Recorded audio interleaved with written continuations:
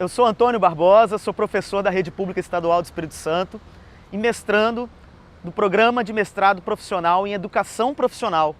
A gente desenvolveu uma pesquisa na Rede Estadual do Espírito Santo sobre a implementação do ensino médio integrado em tempo integral. Nessa conjuntura de reforma do ensino médio, de reorganização da educação em tempo integral e da retomada da expansão do ensino médio integrado na Rede Pública do Espírito Santo. Então, nosso objetivo é analisar os principais aspectos da implementação dessa política, uma concepção pedagógica, curricular e de gestão deste modelo e a implicação dessa política para a escola e para a comunidade escolar.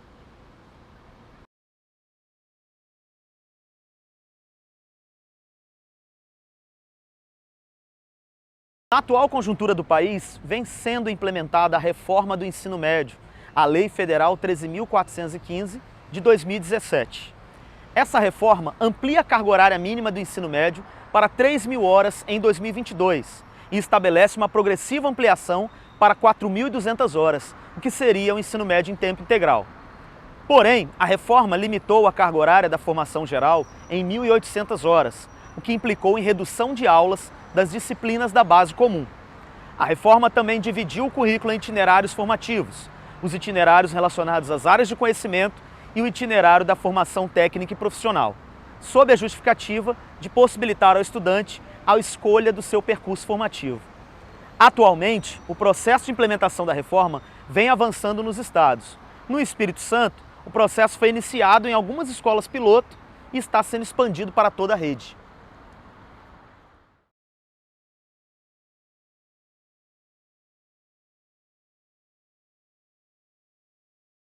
Mais de 570 escolas públicas poderão aderir ao Programa de Educação Integral. A medida faz parte do projeto de reforma no ensino médio anunciado pelo governo federal em setembro. Escolas públicas e privadas de todo o país têm até o ano de 2024 para ampliarem as cargas horárias com disciplinas do novo ensino médio. Se, por um lado, a Lei 13.415 aumentou a carga horária mínima do ensino médio de 2.400 para 3.000 horas, por outro lado, instituiu um limite de 1.800 horas para a base comum curricular, o que acarretou em redução da carga horária de matérias da formação geral básica. O formato da atual reforma do ensino médio remete ao modelo de ensino secundário dos anos 40, instituído naquele contexto pela reforma Capanema. A ramificação do ensino médio em itinerários das áreas de conhecimento e itinerário formação técnico profissional divide o ensino médio em percursos de caráter propedêutico, que formam para o ensino superior, e percursos de formação profissional, que preparam para o mercado de trabalho. Esse modelo reforça o dualismo estrutural e as desigualdades educacionais no país. Como que você vai garantir que os jovens tenham conhecimentos científicos, né, tanto das ciências humanas, quanto das ciências naturais, quanto das ciências sociais aplicadas de maneira geral, da matemática, da tecnologia, das linguagens, se isso passa a ser bifurcado na estrutura curricular, ou seja, o aluno vai ter ali aula de matemática, português e língua estrangeira, ali alguma coisa de arte, educação física, mas também liquidificado, né, que seria a Base Nacional Comum Curricular, que tem uma concepção bastante estreita de formação humana, e, posteriormente, então, ele teria os itinerários. Só que os itinerários, eles acondicionam partes do conhecimento que seria dado no próprio ensino médio de maneira separada. Então, cada aluno terá um percurso, né, um itinerário. A ideia de itinerário vem daí. Um percurso que é um percurso não de aprofundamento, não de uma progressão de acúmulo de conhecimento, mas sim de fragmentação, né?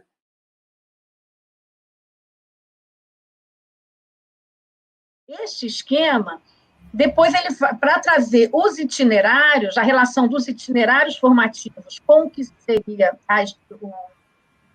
a parte da formação geral, né? Tem uma linha que desenha, por exemplo, aliás, não é por exemplo, desenha efetivamente da área das ciências da natureza, o componente da formação geral, com o itinerário formação da natureza. Da área ciências humanas com o itinerário das ciências humanas, e assim por diante, em relação aos 4 itinerários de formação acadêmica. Quando chega do itinerário de educação profissional, o esquema denuncia muito, porque não tem área nenhuma ligando.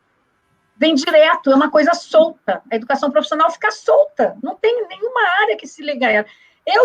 Quando eu olhei para esse esquema, eu pensei, o que eu faria e o que nós faríamos do ponto de vista da rede federal, do ensino médio integrado. Nós faríamos a ligação. Eu vou chamar itinerário por conta da lei, tá? Mas é essa contradição que eu quero tentar suscitar com vocês, que pode ser as nossas perspectivas. Se eu pegasse esse mesmo esquema da base, eu ligaria, né, traçaria uma linha ligando todas as áreas e todas as disciplinas à educação profissional.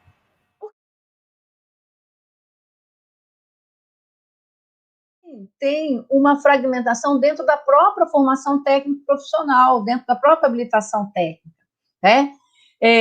Porque agora ela se fragmenta nas possibilidades de ter a formação, a habilitação técnica de nível médio, mais classicamente conhecida, regulada, inclusive regida pelo Catálogo Nacional de Cursos Técnicos, né? Mas na nossa tradição, então, a habilitação técnica integrada, então, do curso técnico de nível médio integrado ao ensino médio, de forma orgânica, como um projeto unitário, e a habilitação técnica obtida a partir, inclusive nominada, né, como a qualificação técnica obtida pela certificação do ensino médio e mais uma formação vinda de conjunto pelo somatório de qualificações de curta duração. A possibilidade das saídas intermediárias, né? Na verdade, o que se tem aqui é uma recuperação do que foram preceitos do 2208, apresentados pelo decreto 2208, desdobrados depois nas respectivas diretrizes do ensino médio e da educação profissional. Nós estamos reeditando, só que com versões ainda mais graves, né? Então, na época do 2208, era o ensino em módulos, era a organização do currículo em módulos. Inclusive, nós encontramos até definição muito semelhantes, né, como unidades curriculares autônomas. Isso vai aparecer nas diretrizes também.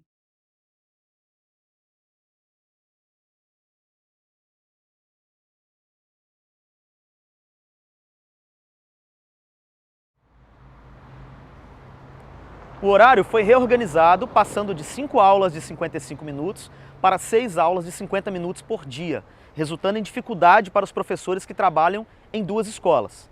E a reorganização curricular tem acarretado na redução de aulas de algumas disciplinas, como sociologia, filosofia, história, geografia, artes e educação física. Foram acrescentados componentes da parte diversificada, importados do modelo curricular do programa Escola Viva. O Escola Viva foi o programa de educação em tempo integral implantado na rede estadual e que se inspirou no modelo da Escola da Escolha de Pernambuco, criado pelo Instituto de Corresponsabilidade pela Educação e coordenado aqui no estado pela ONG empresarial Espírito Santo em Ação. A educação em tempo integral também vem passando por reorganização, mas conserva a proposta pedagógica, curricular e de gestão do programa Escola Viva.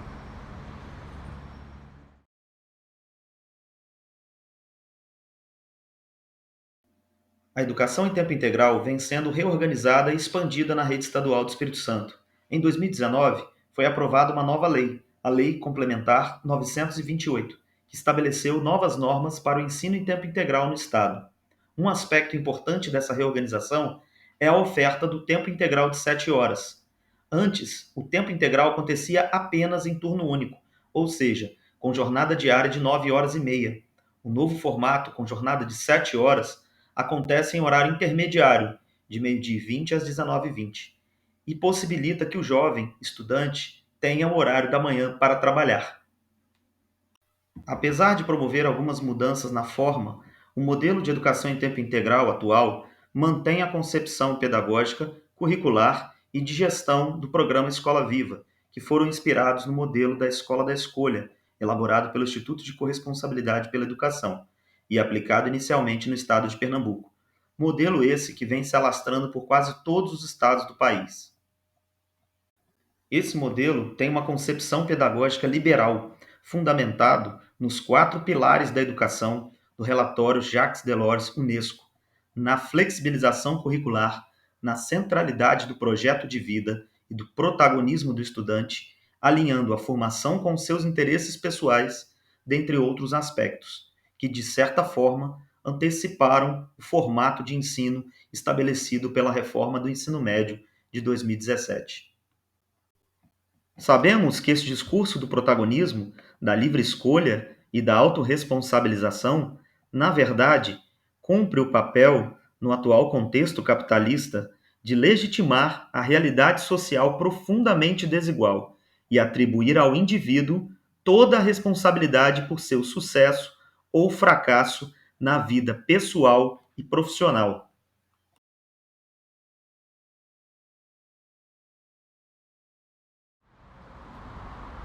A educação em tempo integral e o ensino médio integrado vêm sendo expandidos na rede estadual.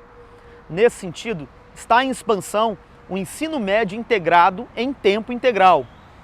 Vamos analisar a proposta do ensino médio integrado em tempo integral, considerando os principais aspectos de sua implementação: a concepção pedagógica, a organização curricular, as condições de infraestrutura, as condições de trabalho, a condição juvenil dos estudantes, as implicações dessa proposta para a escola e as percepções da comunidade escolar.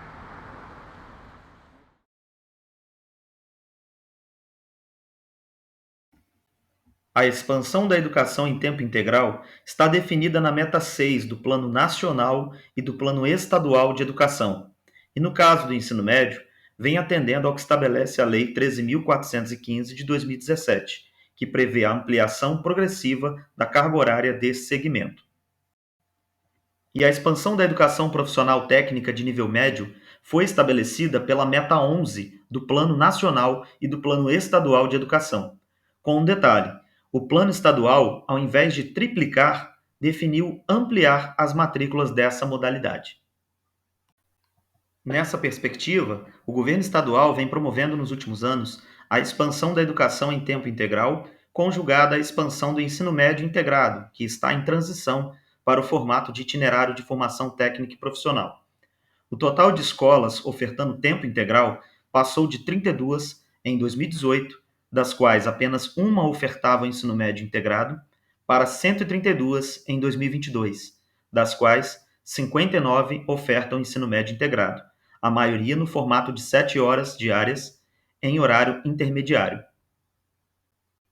No panorama de oferta da educação profissional técnica de nível médio da última década, observamos que na rede estadual do Espírito Santo houve crescimento das matrículas no período entre 2011 e 2014, período da primeira gestão Casagrande, retração entre 2015 e 2018, período da segunda gestão Hartung, e nova expansão a partir de 2019, período do atual governo Casagrande. Crescem especialmente as matrículas da educação profissional na forma integrada. Apesar da Lei Complementar 928 prever no seu artigo 3º que a oferta da educação em tempo integral nas unidades escolares do Estado se dará por meio de planejamento técnico e escuta ativa das comunidades diretamente envolvidas, buscando a o menor impacto possível, atendendo às demandas, observando a viabilidade de infraestrutura e pessoal e a menor movimentação possível de estudantes e equipe escolar, não é isso que se observa na maioria dos casos.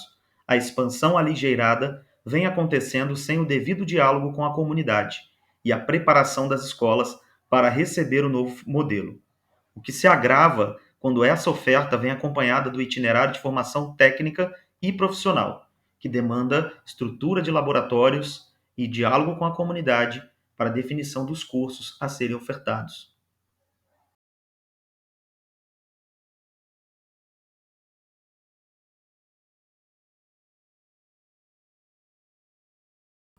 A escola pesquisada manteve o ensino médio regular em tempo parcial no horário da manhã e adotou a jornada de 7 horas diárias no chamado horário intermediário, que inicia meio-dia e 20 e vai até às 19h20. sendo o primeiro horário reservado para o almoço dos estudantes e planejamento dos professores. Na visão de um dos educadores entrevistados, a jornada deveria ser ainda maior. Eu tô achando que é até pouco. Se for conciliar ensino regular com ensino profissionalizante, eu acho que o horário é pouco. De repente seria interessante entrar um pouco antes do almoço, porque eu acho que 7 horas é pouco para conciliar ensino regular com ensino profissional. Outro entrevistado defende que a jornada deveria ser maior para que fossem ampliadas as cargas horárias das disciplinas. Poderia ser mais tempo, poderia ser de manhã, por exemplo, começar 9 e pouco, 10 horas e ir até 19, 18 e 30. Poderia dar uma estendida maior para poder ter uma carga horária maior. Os primeiros anos poderiam ter aula de história, os segundos de geografia, os segundos anos ter aula de sociologia e filosofia, ter mais tempo de horários de disciplinas técnicas, ter mais tempo de estudo orientado, ter mais tempo de disciplinas eletivas, mais tempo de projeto, mais tempo para aproveitar melhor o tempo. Os entrevistados têm como referência o modelo de tempo integral de turno único, mas o formato adotado na escola é o tempo integral de 7 horas, em horário intermediário. Com relação à carga horária, mesmo que seja ampliada para 9 horas e meia, a formação geral estará restrita, por lei, a 1.800 horas, ou seja, os componentes da base comum permanecem com a mesma carga horária. Um entrevistado ressalta a importância do horário intermediário para contemplar os alunos que querem ou precisam trabalhar. Ele dá um tempo para o aluno que quer trabalhar, então no outro horário ele trabalha e naquele horário de estudar ele vai estudar, ele tem 2 oportunidades. Muitas vezes o aluno quer trabalhar, quer não, ele é obrigado a trabalhar para poder sobreviver, e aí se a gente não oferecer essas condições esse aluno vai se perder logo no primeiro ano, ele não vai mais para a escola por esse motivo, porque ele tem que trabalhar. Há uma percepção entre os entrevistados de que o horário é cansativo para os estudantes, visto que começa no turno da tarde e vai até o início do turno da noite. É muito extenuante para os alunos, não é fácil, depois das 5h40, depois que você tá ali na 5ª, 6ª aula, eles vão para a 7ª, esses últimos horários são muito pouco produtivos. Existem reclamações de alguns alunos, que acham que é muito tempo na escola. Eles ficam enjoados de ficar na escola. Por isso que a gente tem que oferecer diferentes maneiras dentro da escola de tempo integral, ou seja, oferecer muitas oficinas, muitos tipos de conhecimentos diferentes para que ele não desista de estudar, ou que ele pare de ficar nessa escola e mude de escola por conta disso.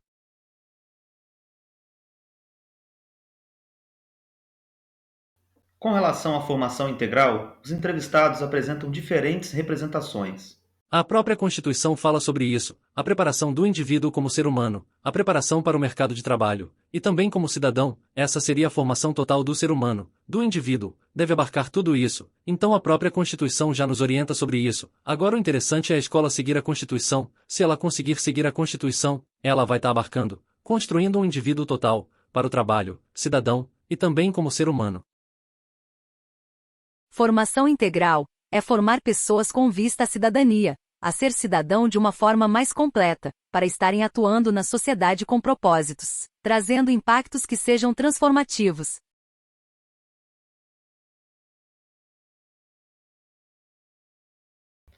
Com relação à integração, os professores entrevistados apontam a importância do trabalho em equipe. Eu não vou trabalhar isolado a minha disciplina, o professor de história ou de filosofia. A gente trabalha integrado. A gente tá sempre trabalhando integrado, uma coisa com a outra. Já vi isso em história. É filosofia. É geografia. Então a gente tá sempre mantendo um cuidado de manter a mente do aluno sempre próxima com todas as disciplinas que puder agregar valor ali. Então para o aluno aprender realmente, esse integrado, integrado, é a união dos professores. Então você cria um plano de ensino e como você vai adaptar para os professores que vão atuar na base técnica e da mesma forma como você vai adaptar para os professores da base comum. E então hoje o que eu posso adaptar história, o que eu posso adaptar geografia, sociologia, física, química e como seria o transporte de produtos químicos, como o aluno pode interagir, física, o equilíbrio, dentro de um estado, município, até mesmo no Brasil, como seria o transporte de cargas. Logisticamente na geografia, quais são as regiões passíveis de você transportar, contar a história da logística ou do transporte, então isso você vai ampliando, mostrando para os alunos e os professores vão abraçando essa causa. O ponto principal vai ser a equipe pedagógica, porque os professores que vêm da base comum e os professores que vêm da área técnica têm mundos muito diferentes e inclusive no começo nós tivemos um pouco de dificuldade, para os professores entenderem que o técnico não era só mais um cursinho, não era só mais um cursinho que ele podia fazer em qualquer lugar, que a ementa é excepcional. E não foi fácil colocar essa visão, não tem lado mais importante do que o outro, os dois lados têm que abraçar para poder formar o aluno, e isso só funciona se a equipe pedagógica for boa, vai ter que trabalhar a interdisciplinaridade, vai ter que trabalhar a transdisciplinaridade com os alunos. Segundo a professora Lucília Machado, o professor que atua no ensino técnico integrado ao médio, ele deve saber integrar os conhecimentos científicos, tecnológicos, sociais e humanísticos, que compõem o núcleo comum de conhecimentos gerais e universais, e os conhecimentos e habilidades relativas às atividades técnicas de trabalho e de produção, relativas ao curso técnico em questão. Sobre as condições de infraestrutura. A gente tá para comprar alguns equipamentos para trabalhar com os alunos, material de química, de física, laboratório em si, de informática, de elétrica. A gente tá fazendo uma coisa pro ano que vem, de elétrica com os alunos. E o espaço físico, a escola é ventilada também, tem claridade. A gente vê que tem escolas com os fios pendurados, ventiladores depredados, e muitas vezes a gente vê que o aluno é produto do meio, e se ele vê uma escola totalmente desorganizada, bagunçada, ele não se sente parte daquilo. Sobre as condições de trabalho. Teve uma mudança que lá eu tive que deixar a outra escola, eu optei na verdade por deixar a outra escola que ficava em um bairro próximo, para poder me dedicar à carga horária que essa escola ia me oferecer, que é de 35 horas semanais, de meio-dia e 20 às 7h20 da noite, então eu preferia ficar nessa quantidade de horas de segunda a sexta-feira. Não tinha carga horária quebrada, então era meio que uma dedicação exclusiva, e eu optei por isso. Esse tempo integral favorece essa parte, quando você tem um momento de planejamento ali com a sua equipe que você pode conversar com o outro também, essa parte do planejamento, da formação continuada, da formação acadêmica do professor e ele também ser muito aberto a novos desafios ou formação de grupo para estudo, isso favorece muito os alunos em relação ao aprendizado. Os professores da área técnica apontam como barreiras para a sua atuação o horário de trabalho, a fragmentação da carga horária e a instabilidade. Quando houve essa chance, de que o horário, por exemplo, o horário da escola que vai de meio-dia e 20 às 7h20, se você estivesse já dentro da área como professor isso não teria problema, mas para a grande maioria esmagadora da área técnica que já trabalha, geralmente trabalha de 8 às 18, se tornou inviável para muitos profissionais, porque você não tem simplesmente como largar o emprego no ramo empresarial e se dedicar exclusivamente a esse modelo porque você só tem aqueles contratos temporários, então é muito complicado você largar e adentrar totalmente nesse horário e de repente no final do ano você vai para o processo, você pode não conseguir ir para a mesma escola, ou de repente nem conseguir na lista de chamada.